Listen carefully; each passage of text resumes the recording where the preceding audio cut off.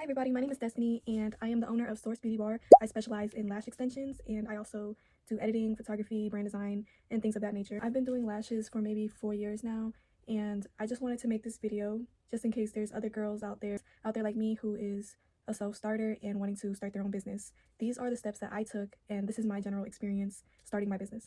I feel like YouTube is such a strong platform for community and especially longevity. So I started my business in 2022. I started by enrolling into esthetician school. I did the whole 9 months. I got my license and I've just been lashing ever since. I really wish it was that easy, but it really wasn't. So one thing about esthetician school is they don't necessarily teach you how to do lash extensions. There might be a course or somebody like an instructor who may take a day to educate on lash extensions, but I would say that the majority of the time when you're done with esthetician school and you're out in the field and you went to school just so you can get licensed to be able to do lashes, they're not going to equip you with the knowledge to learn how to do lashes. So personally for me, I was pretty much self-taught. I didn't really learn from anybody. I learned on my own through trial and error. So yeah, I'm very much self-taught. One thing I will say is it's like muscle memory. So the more you repeat the steps, the more you get used to it, but you have to be careful on repeating the steps the right way or else you'll get used to doing it the wrong way. And in long term, the wrong way can cause effects like joint pains or just improper application. And it's kind of hard to correct yourself once you already got into the pattern of doing certain things one way. But yeah, so what was I gonna say? So after I graduated esthetician school, I was already lashing. So I lashed throughout school. I was in the program for 9 months. I got out and I just kind of picked up where I've been, like what I've been doing. I started out taking clients for $60 sets. I would wake up early in the morning. I would drive to these clients' houses. Some of the clients would flake on me as soon as I get there because one, they wouldn't wake up, or I don't even know what the case might be. It was just really chaotic. So I would be up maybe like 5, 6 in the morning. I would drive to these clients' houses, my little RAV4. I packed my trunk up with my chair, my pillows, blankets, this chair, the little stool that I'm sitting on, the lights, and then a luggage full of the supplies. And my sets would take maybe like 7 to 9 hours. So yeah, it was a lot of work. And I was working with my startup. So I basically invested my first $500 into the supplies, and that includes the bed, the light, the chair, and the trays and everything. So yeah, I was pretty much on it.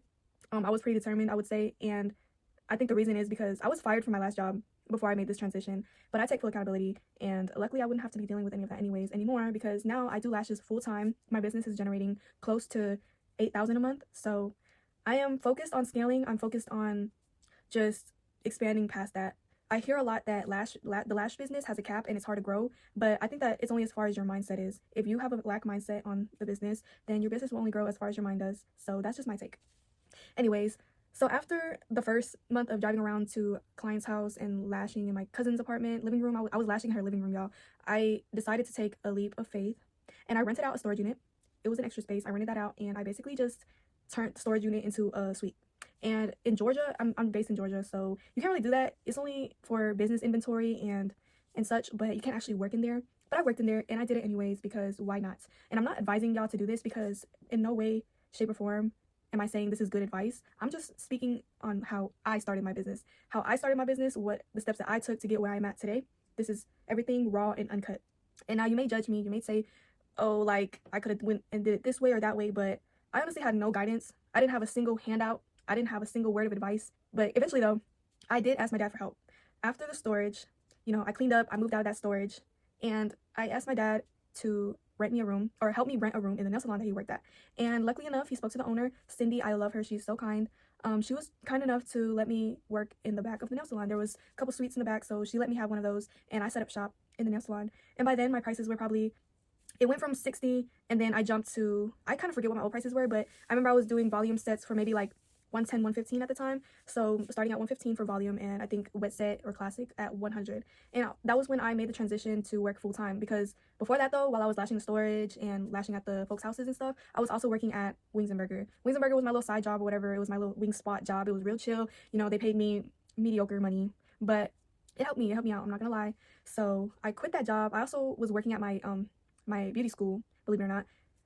I'm actually very blessed. I feel super grateful and blessed to have my journey pan out the way that it has. My beauty school was nice enough to allow me to work there in exchange for my checks going towards my tuition. So that's how I got through esthetician school. So yeah, after I quit my job and I started going full time, I was taking clients and clients and it was starting to get busy. I was starting to get booked.